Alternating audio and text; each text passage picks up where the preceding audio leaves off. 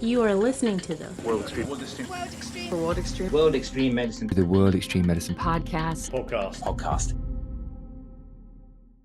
So welcome. I'm Dr. Sarah Spelsberg, and I'm your host on this edition of the World Extreme Medicine podcast.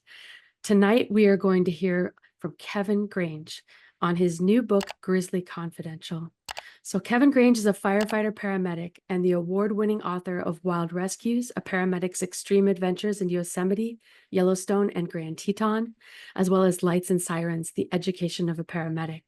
He has written for magazines such as National Parks, Backpacker, Utah Reader, Yoga Journal, and the Orange County Register, to name a few. And his new book, which I am so excited about, Grizzly Confidential, an astounding journey into the secret life of North America's most fearsome predator, is published this September in 2024 by Harper Horizon. And you can visit him and learn more at www.kevingrange.com. And so I'm just thrilled to introduce paramedic, author, outdoorsman, Kevin Grange. You're one of my favorite authors. I've read your books, and thank you so much for joining me here today. Thanks, Sarah. I'm thrilled to be on the podcast and look forward to a fun and engaging and entertaining conversation. I can't wait. And so what inspired, so this is a departure from your usual like medically oriented book. So what inspired you to write Grizzly Confidential? Like, was there a specific event or encounter, or you've just always been curious about bears?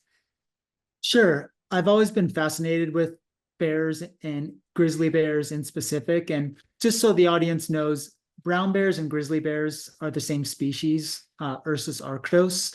And so historically, grizzly bears referred to bears in the interior or inland that didn't have access to the ocean. And brown bears were sort of the bears that had access to marine environments. And so I just like to say that up front, because some people don't know, hey, is a grizzly bear a brown bear?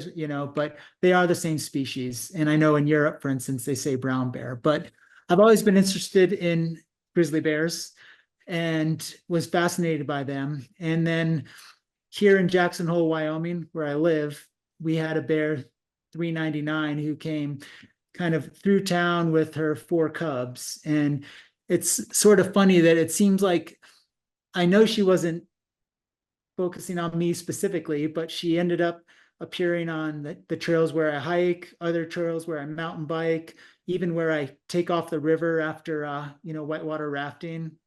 So my illogical mind said it kind of felt personal and predatory. And so I realized I was terrified of brown bears, along with being fascinated with them. And so as a firefighter, paramedic, and first responder, I like the idea of just going into that which scares you. And so I've done it on the ambulance. I've done it with wilderness medicine in my last book. And I realized, hey, these grizzly bears, they're here to stay. They're expanding their range. And I'm afraid of them. So I'm going to just delve into that world and see if I can learn everything about them, see if I can understand them, and then most importantly, see if we can coexist. Oh, I love that. That's beautiful. That is beautiful. And in some ways it's predatory, or maybe she's like your spirit animal. Sure.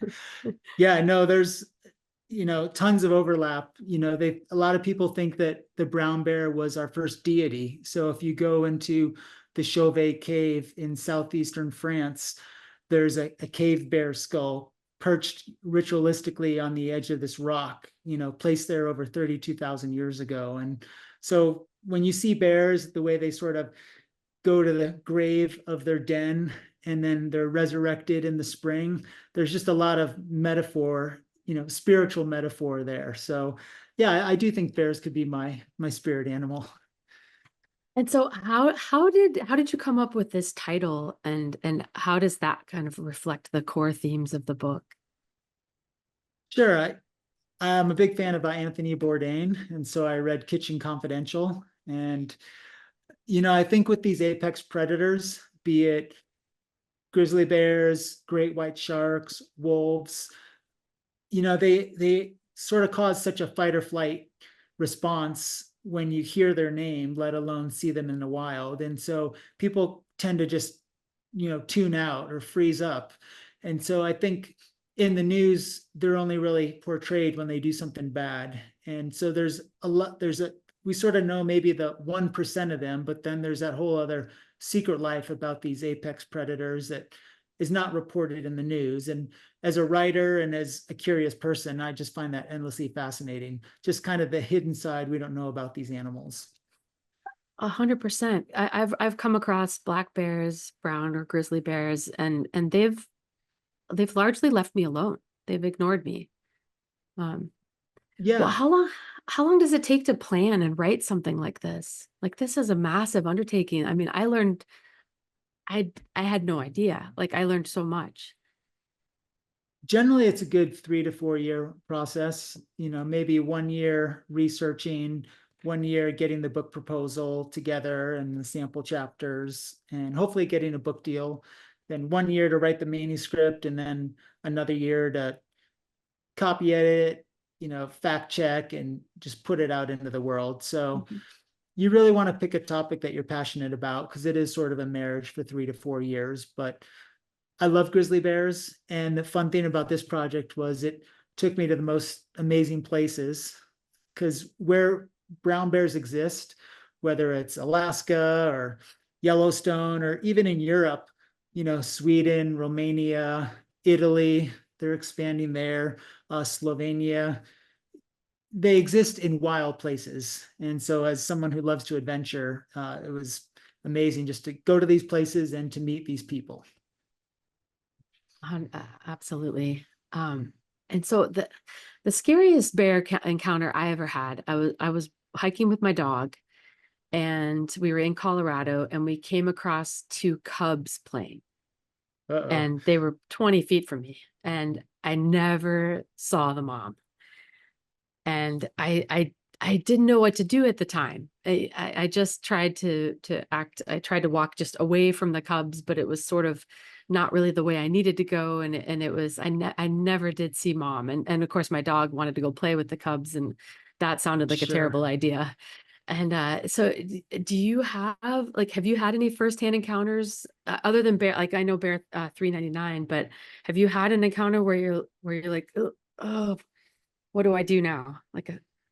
Yeah, I think yours sounds among the most scary, because a surprise encounter with the sow with cubs can be a very dangerous situation. And if I was you, I'd be thinking the same thing. Like, those cubs are very cute, but where's mom?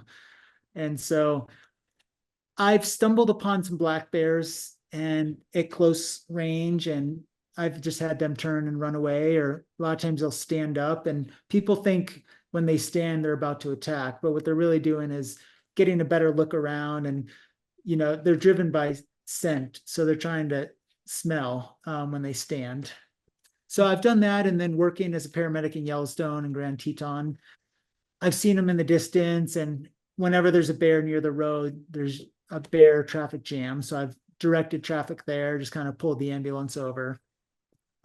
So those were sort of my encounters with grizzly bears, luckily at a great distance. Once I started researching this book, I was with biologists and guides, and so I was able to get really close to brown bears, sometimes just a foot or two away. So that was a whole new experience, and even had a 1,200-pound brown bear charging right for us, which really tested my ability to stand your ground, because you don't want to run, because you'll mimic prey. And luckily that situation ended well. And this book is a lot of that other side. So there's one chapter on bear attacks, just to get that knowledge out there about the different types of attacks and how you can avoid them. But really the rest of the book is showing a different side to brown bears. It's talking about all these instances where there was these close encounters, but the bears just turned and went the other direction. I do think because I've come across adult bears too, especially on hikes, and it just seems like we're both surprised. It seems like I'm looking in a mirror. They have the same expression I do. They did not want to see me that day. Right. And they're surprised, I'm surprised, and they're wondering if I'm a threat. I'm wondering if they're a threat. And then it's obviously it's always ended up fine, and they have walked away. I never have had a problem with one.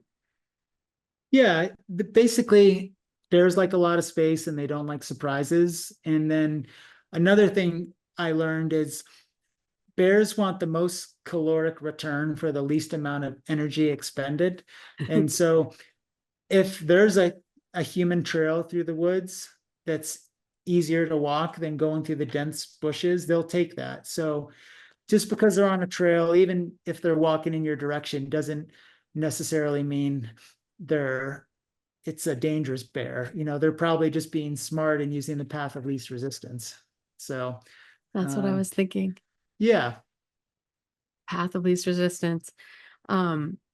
So how do you approach scene safety? Like as a rescuer, you like you said, you had to direct traffic. I'm sure you've had to respond, or how do responders, when the bear's still on scene and they're trying to help someone who's been the victim of a bear attack, or to get the bear away? Like how do you handle that? Yeah, that's a great question, because we hear about scene safety a lot in our medical classes, but we kind of laugh it off, just, oh yeah, the scene's always safe. But there's been a few encounters, it's very rare that a bear will attack a person. So I'll just kind of get that out. But there's been a few times where the bears attacked the person and then the bears stayed on scene. So a friend of mine here in the Tetons, a gentleman, there was a dead moose on his property and his dog kept barking. So he went out to investigate, and the bear was on the carcass, attacked the man. And so my friend, who's a paramedic who I worked with at Yellowstone, he responded to the scene, and the bear was still on the scene guarding the carcass, yet you had the patient. So that was a sort of a risk reward, what do you prioritize? And they were able to get to the patient, package him on the gurney, and then they had armed police officers with their guns drawn, sort of escort the gurney out of the area in case the bear charged. So that's quite the story. And then other stories, on these rare fatal attacks, sometimes the bear will still be on scene. And so there's been cases of the bear charging the search and rescue team as they get on scene. So it is definitely something to consider. Especially if they have prey or their babies or something. Yeah, most brown bears attack are defensive. So it's like you surprise them. There's a sow with cubs. They're on a food source. So in those cases, the bear's wanting to defend something. So you want to show you're not a threat. So in those cases, you play dead, and the bear will most likely run off. He knows you're not a threat. Very rarely there's a predatory brown bear attack in which the bear will raid someone's tent, and that's very rare. But in those cases, you should fight back, because in that case, the bear is thinking of you as a food source. So with brown bear, there's just those two delineations. Is it a defensive attack and you play dead, or is it a predatory attack and you fight back? That's a pretty intense decision to have to make in the moment. Sure. Yeah, I think in general, like I say, bear attacks are very rare. 96%, if you were to try to quantify that, are the defensive attacks. So playing dead's most likely, you surprise it, you see the sow with cubs. But again, if you're ever in that situation where you're in your tent, and those bears generally are like food conditioned, so they've learned to associate food with people. Maybe it's left out garbage or, lunch, food, that type of thing. So those type of bears can be the dangerous ones, because they're not afraid of humans. They associate humans with food, and then here's this campground. So in that case, where the bear enters the campground and enters your tent in a predatory manner, you would fight back. And sometimes I think people don't realize that how good their sense of smell really is, and they think they have their food wrapped up, or they don't realize like we had a bear who wanted, it seemed like he would go into people's houses and eat their toothpaste. He really liked toothpaste. And so, people think, oh, I just have my toothpaste and my toothbrush in my tent, but that might be the thing that he wants or she wants. And so I think sometimes people underestimate how good their sense of smell really is. Yeah, and I know a lot of the listeners are outdoorsy, adventuresome folks, and one biologist described it that bears can kind of like see smells. So sort of like the campfire smoke eddies and then drifts off. Bears who have their sense of smell is about 3 to 4 times better than a bloodhound. And he also says they can smell time, and he kind of describes it as such. So scents sort of denature at a given rate. And so a bear can catch a scent and based on its denaturing, know whether the animal went right or left. And then also he can know how recently it was there. So this biologist likes to say bears can smell time. So again, yeah, that sense of smell, I think there's been collar bears that have gone 8 or 9 miles to find a carcass. So that just shows you how good it is. And yeah, that toothpaste, or maybe you're sleeping in the clothes you cooked in and you spilled some salsa or something, that's all just, yeah, an attractant to a bear. Yeah. And so bear, now you mentioned bear 399 and she's mentioned in the book. She had 4 cubs. How often do they have 4 cubs?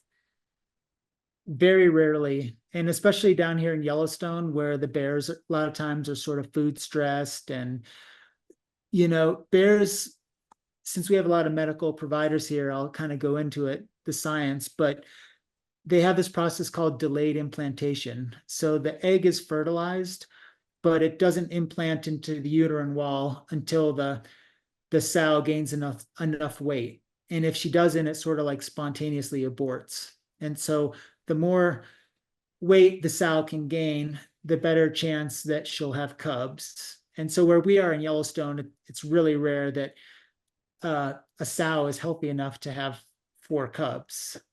Up in Alaska, they have abundant salmon runs, and you might see it a little bit more up there. But so 399, she's our resident bear here in the Grand Teton National Park, and she's had 18 cubs spread out across 8 litters.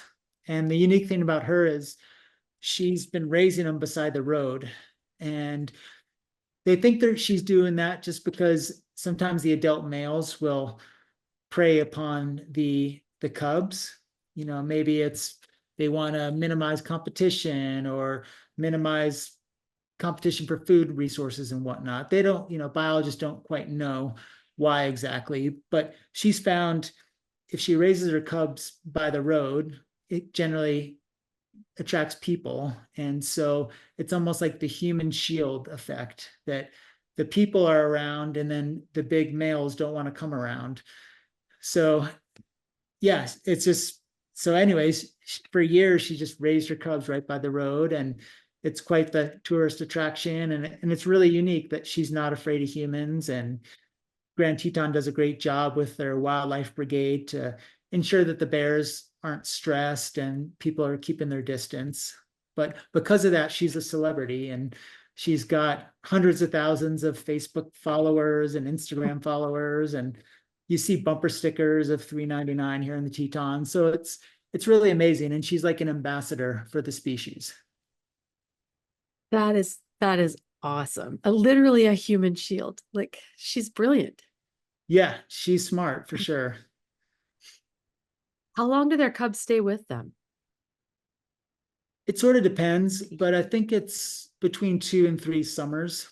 Okay. And then it'll just come a point where the mom, the same sort of energy she put out to protecting them, she's aggressively kicking them out, And so sometimes the siblings will sort of pal around together, and then eventually they'll go their own way. But it's actually one of the more dangerous times for a bear, because now they have to forage on their own and learn what food sources to find and where to get them and that type of thing. Mm-hmm. It would be a time for bad habits to be formed. Yeah, Certainly. exactly. And so, how you interviewed a lot of wildlife experts, how did you find all these people with these experiences with bears? And Sure, I think I started at the Washington State University Bear Center, which is this amazing place. They have 11 grizzlies on campus, and as a paramedic, this was a really cool first stop for me because they're studying hibernation physiology, and they think that brown bears might help solve the human afflictions of diabetes, heart disease, kidney failure, and muscle atrophy. Because these brown bears, when they hibernate for months, they put on all this weight. They're like morbidly obese, but it's actually healthy for a bear. And so they gain all this weight and somehow they don't get heart disease. And then they can turn their insulin sensitivity on and off like a light switch. And while they're hibernating, they don't eat, drink, or defecate for months. And yet they don't become toxic, the lactate doesn't build up, and they're able to sort of recycle those waste products. And then lastly, this is what NASA's really interested in, because the minute someone goes up into orbit, I think without gravity or pressure, the muscles just immediately begin to atrophy. Yet bears are immobile for months, yet they don't really lose muscle mass. So they're sort of like exercising while they sleep, which this is all really interesting to me. Oh, and the last thing, because I'm a medical nerd, they can slow their heartbeat down to 8 to 10 times per minute. So very bradycardic, yet their blood doesn't clot. They don't have strokes. So it's really interesting. So they're doing all that studying. They're studying brown bears at the Washington State University. And I started my research there. And then Dr. Charlie Robbins, who runs the center, he recommended I talk to Doug and Lynn Seuss, and they are bear trainers who train bears for Hollywood films. So their bears have acted alongside Morgan Freeman, Robert Redford, Anthony Hopkins. And so I spent the day with them and their bears to learn about the brown bear brain. And, I found out that they're actually as smart as an ape. And they have these really big, goofy, charismatic personalities as well. So from there, each person I'd speak with would sort of refer me to someone else to provide a different lens on brown bears. So it kind of just fanned out in an awesome way. Yeah, of course, every time you talk to somebody, they're like, "Oh, you have to talk to so and so, or you have to go to Katmai." I can't believe. Yeah, I've always wanted all my time in Alaska, and I never went. Oh yeah, I never went. Yeah, it's one of those iconic national park experiences. I think like Old Faithful, seeing the geyser, and then maybe seeing the bears at the Brooks waterfall, catching the salmon. That's definitely up there. But you probably had some brown bear encounters up there in Alaska, or did you see any when you were up there? We don't have any bears out on the island where I spent most of my time. So on Sure. Alaska actually is down the chain, like there are bears, but then there aren't. And so I was Sure. on an island without bears. But I have seen them in Anchorage and around Anchorage and like up in Denali and stuff and Right. Okay. Fairbanks. So Yeah. I've definitely run into them, but it just is yeah, it's really cool. Katmai always had, it just seemed like a place where it just how you can't see that many of them in the wild at once in a relatively safe environment.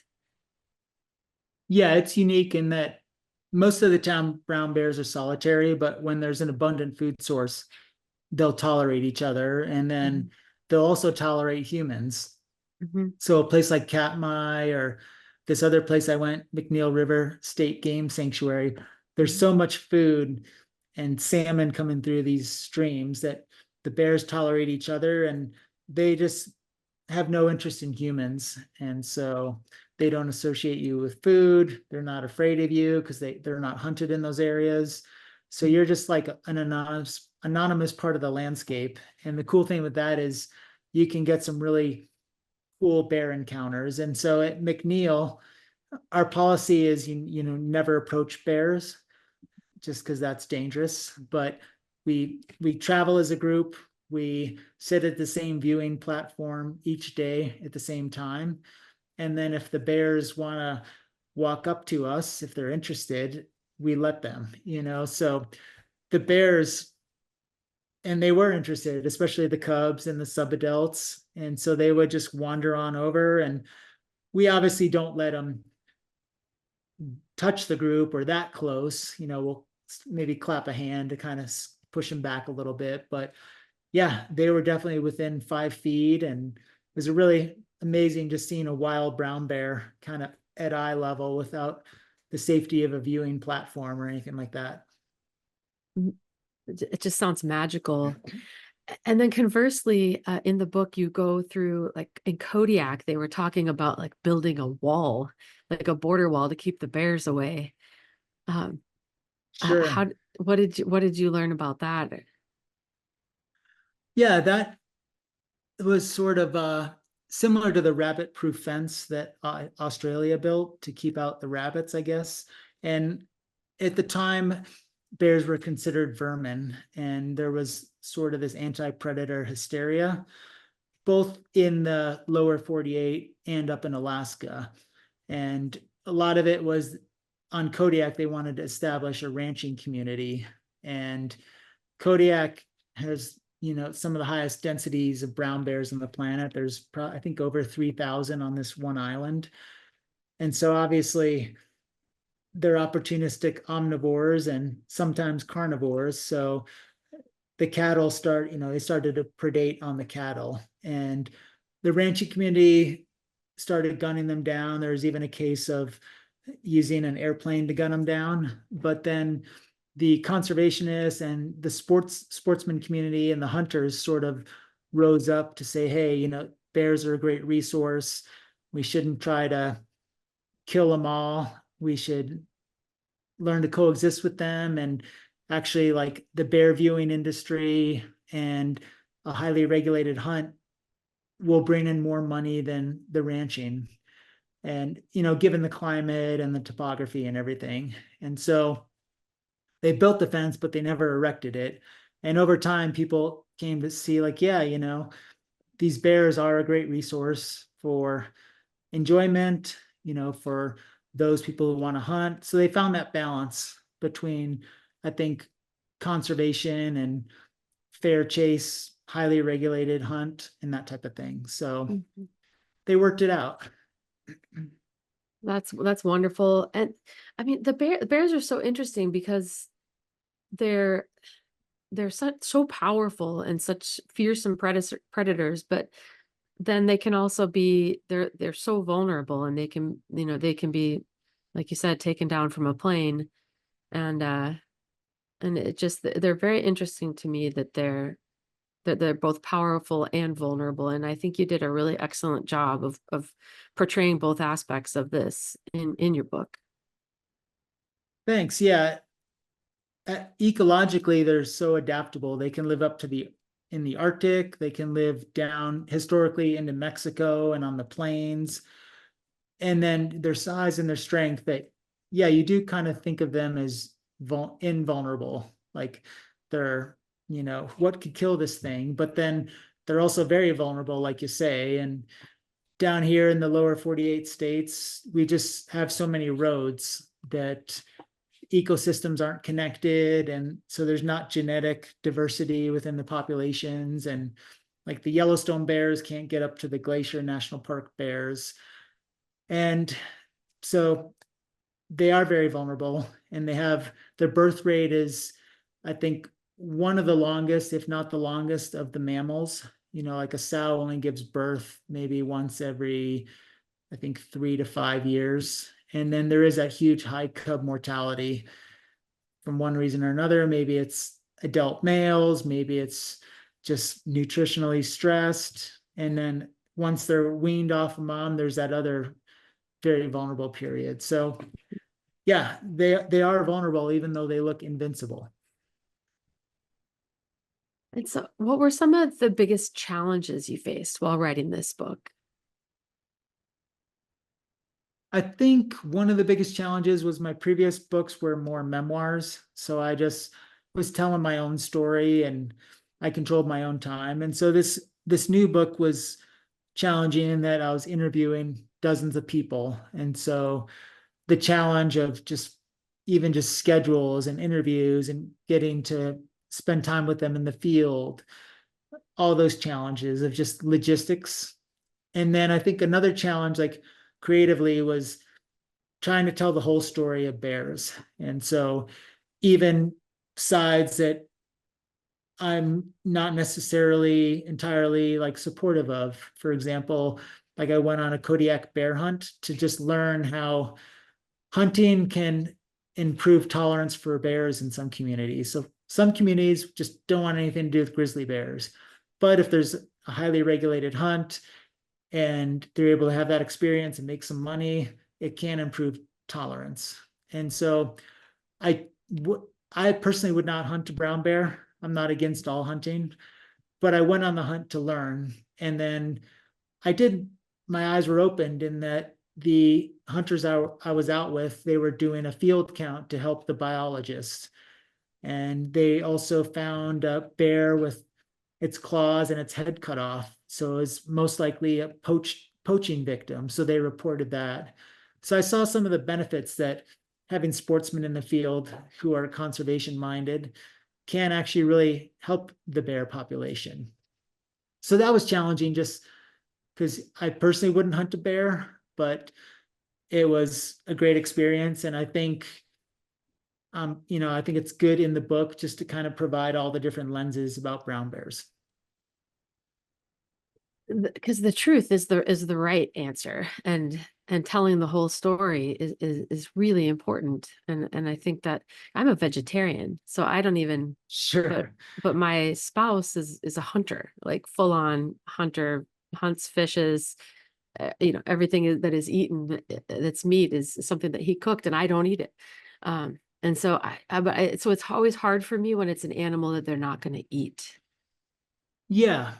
And I guess one thing I learned is there's no like universal answers with brown bears. Yeah. So Kodiak has a ton of brown bears. They have wonderful habitat, lots of food sources. So they're not as vulnerable as like the bears around Yellowstone, where they're always food stressed. They're always displaced by people and roads. So maybe a hunt works well in one place, but it's maybe not the right answer for every place. Yeah, but it's interesting that sportsmen in the field. I see the value. I see the value of counting the bears and of reporting poachers and Yeah, yeah. and I haven't tried bear, but everyone who I spoke with who tasted it said it just really doesn't taste that well, So they used to eat the bear, the bears that they harvested historically on Kodiak Island because it was the only big game animal. But then once they introduced elk and deer and goat, people generally would leave the bear in the field. And then I guess, they tell me it's kind of picked clean by eagles and sometimes other bears within a few days. Yeah, so it's the circle of life. Sure, yeah. And so I think it was Beth Rosenberg who had an interesting quote in your book. She said, "We don't manage bears, we manage people." And Right. I can't, yeah, and I can't help. I mean, certainly more bears perish at human hands than humans at bear hands. And so, what does this quote mean to you? It means a few things. I guess historically, the thought has been bears are the problem, so kill them. And now it's sort of changed to humans are the problem, so educate them. And so most bears, like I said, they want the most calories for the least amount of energy. So if there is unsecured garbage or food or compost, or even things like beehives or chicken coops, they're going to go for that because that's a lot easier than trying to forage on natural foods.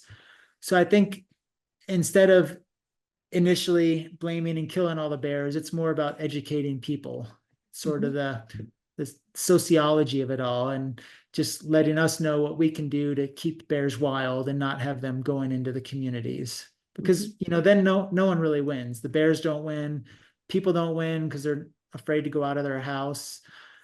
And so another aspect of managing people, which I want to just throw out there, because again, a lot of us are recreating in places like Italy or the Tetons, is just to do the best practices when you're in bear country, which is hike with a group, make a lot of noise, carry bear spray, and try to avoid traveling at dawn or dusk when bears are most active. And I kind of look at that like driving in a car. You can't eliminate the risk, but you can mitigate it.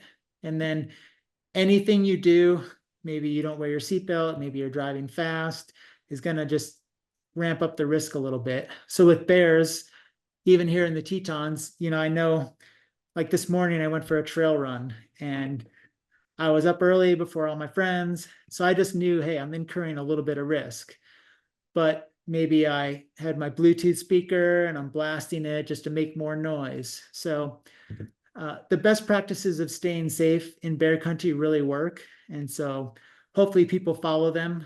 I think trail running and mountain biking are actually among the more dangerous because you're moving so fast through the woods that it's hard to announce yourself. And like I said, bears don't like surprises. So those two things. And I mentioned that because my friend invited me on a mountain bike trip in Europe this summer, and Slovenia, which actually has a huge brown bear population.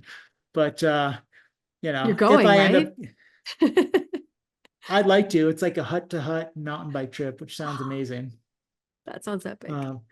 But yeah, back to your question. I think, managing humans to let bears be bears. And just another thing I learned was if we want bears to respect our space, like my community here, then I have to respect their space. So now that I know where the bears are here in the Tetons, I don't really hike in some places where I used to because I know there's tons of bears there. And so I'm like, hey, that's their space. There's a ton of other trails here, so I'm going to hike a different trail. So I think just having that respect for the bear. And that's also sort of this theme of the book, respect the bear and the bear will respect you. So I like that idea. That's beautiful. I love that. And so like I feel like I have a special relationship with Alaska and just the wilds of Alaska. And some of the settings in your book, I feel like they're kind of characters themselves. They're remote, they're wild. Can you comment on that? Yeah, that's a great question. And I think in all my books, I try to make the setting almost like a character. My book about paramedic school, the city of Los Angeles is sort of this character. And I think here, yeah, each place I visit does have it's a character. And also like I tried to capture the character of the bears. So well-fed bear at Katmai, who's got tons of salmon. That's a different character than a kind of anxious Yellowstone bear. And yeah, the place really dictates a lot. Your experience, the bears that you experience there, just those coastal brown bears are sort of like the portly guy on his couch with a fridge right next to him, watching TV and a remote. They're just so laid back. And obviously they can still be dangerous, but they're just very different than these bears in the lower 48 states. But I do try to make the place a character, and I'm glad you picked up on that. So thanks. Yeah. And it's like people with, if you have resources and opportunity, you're more likely to be laid back and chill about things. And if you're in a desperate situation, Yeah, that's a great point. desperate times call for desperate measures sometimes, I guess. Sure. And so we've talked a lot about, respect the bears and the bears will respect you. And I feel like that's the message in this book. And that's what I took from it. And do you want to elaborate on that message and the takeaway that you hope our readers will gain from reading Grizzly Confidential? Yeah, I don't want to give away the ending because that phrase does figure prominently, but I just think I'll do a different quote, which is another quote at the end of the book. And it kind of all relates the same. And it just says, we will conserve what we love and we conserve what we love and we love what we understand and we understand what we've been taught. So I think that's sort of the goal of the book. And I don't give away the ending with the respect the bear, but it all actually, as you probably know from reading the book, it all means this, it all kind of blends in and means the same. So I think that's, I guess, hopefully readers get that, and then they see that coexistence is possible with brown bears, if we can have a discipline to secure our attractants, and that it's also worthwhile. So I guess one thing that this journey that I took was I learned the value of bears. And so there's that existence value of just like looking at the mountains and knowing there's grizzly bears out there. It sort of like awakens your sense of awe and wonder and mystery about the planet.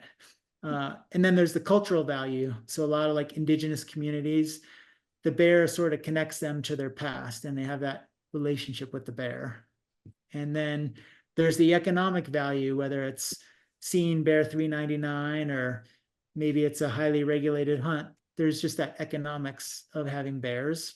And then they're also kind of ecosystem engineers, how they affect the environment. So like they scatter the salmon carcasses, which feeds nitrogen and phosphorus to the trees in the forest, and they disperse seeds through their scat. So it's really cool that they're an indicator species for the health of the ecosystem. So they're just really fascinating. And it's one animal that the more you learn, the more fascinating they become. And then one last thing on the hunting, people who've spent a ton of time with bears and observed them, every hunter I know who's done that has stopped hunting bears, brown bears, or every hunter I spoke with, and even the hunt I went on in Kodiak, he doesn't hunt. He just guides the guides. hunts. Yeah. Oh, But, sure. like Willie Fulton, who's a seaplane pilot, and he's really legendary in Alaska. He used to hunt bears and now he's spent all this time with them. There's this sense that it is sort of like this sentient being, and people are like, wow, there's a lot more going on with this species than I thought. And a lot of people just decide not to hunt them after a while. I can see that. I can see that because the ones I've come into close contact with, there's an intelligence there. And Right. they're thinking the same thing I'm thinking. And I can see the wheel, you can see the wheels turning. Yeah.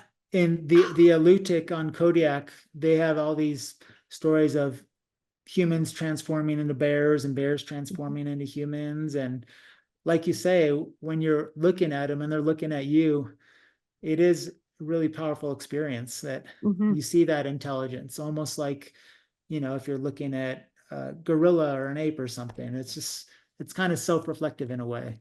Oh, it very, very much is. It very much is. And on that note, where can people buy the book? There we go. Well, it's going to be available as a hardcover and an ebook and also an audiobook. And I'm not doing the narration just because there's like 30 people I interviewed and I don't have the vocal gymnastics to do 30 different voices. But it'll probably be, it will be available everywhere books are sold and online at like Amazon or Barnes and Noble. And yeah, thanks so much for reading it and recommending it. And I'm really thrilled you enjoyed it. It blew my mind, truly. It is like what's next for you after this? Are you gonna do like bull sharks or great whites or? I don't know. I mean, I'm excited to go to the World Extreme Medicine Conference and coming up here and teach with you and learn from you and learn. I don't know. It's fun to dive into something, but then also fun to have some free time to focus on just getting outside, seeing friends, going to conferences. So that's kind of what I'm looking forward to most. Wonderful. And yes, folks, Kevin Grange and I are going to be teaching improvised field gear at the World Extreme Medicine Conference in Scotland in November. And so we would love to have you join us. Sign up early though, because that our course sells out pretty quickly. Definitely. Maybe we can factor in a grizzly bear scenario somehow. I think that's brilliant. Actually, there's a research paper out of Florida where they showed that timely antibiotics was more important for not having wound complications or bone infections later than surgery. So like even if you can't Wow. get the person, so you and I work in some very remote areas where we really can't get patients out, and it's like, well, what can I do? If we can get antibiotics on board as soon as possible, that was shown to decrease infections down the road in Okay, a yeah. bear attack, and specifically bear attack. Yeah, I love that.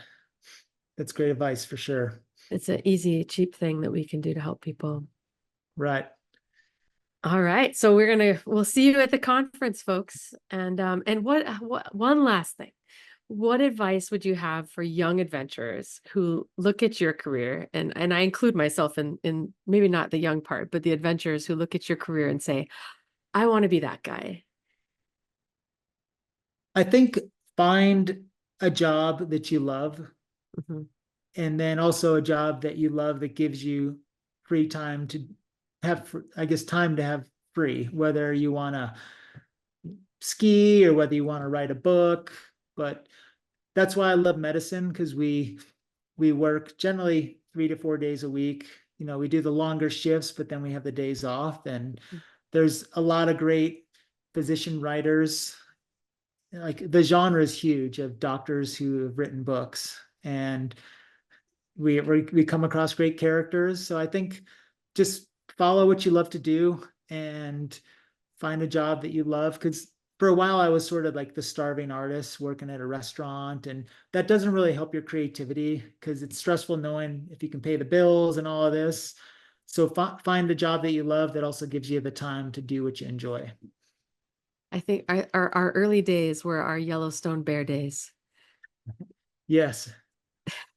So Not always easy working 5 jobs to live in a ski town. right, definitely. Well, Kevin, I can't thank you enough. Thank you so much for joining me.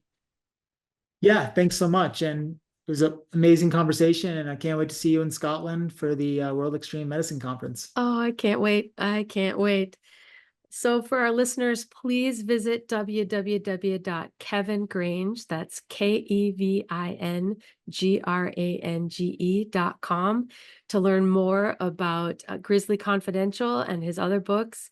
I've read them all, and I can't recommend them enough. They take you on a journey, and they teach you a lot about yourself. And if you are listening, you too are an extreme medic, and we welcome you to the extreme medicine family. And we really hope we see you at our conference in Scotland. Thank you. Thanks for listening to the episode. Please feel free to rate, review, and subscribe on whichever platform you're listening to. Please also head over to the World Extreme Medicine website, where you can find more engaging content on extreme medicine webinars, and indeed the collection of courses from our global network, including humanitarian, disaster relief, expedition, space, military, tactical, and performance medicine. Thanks again.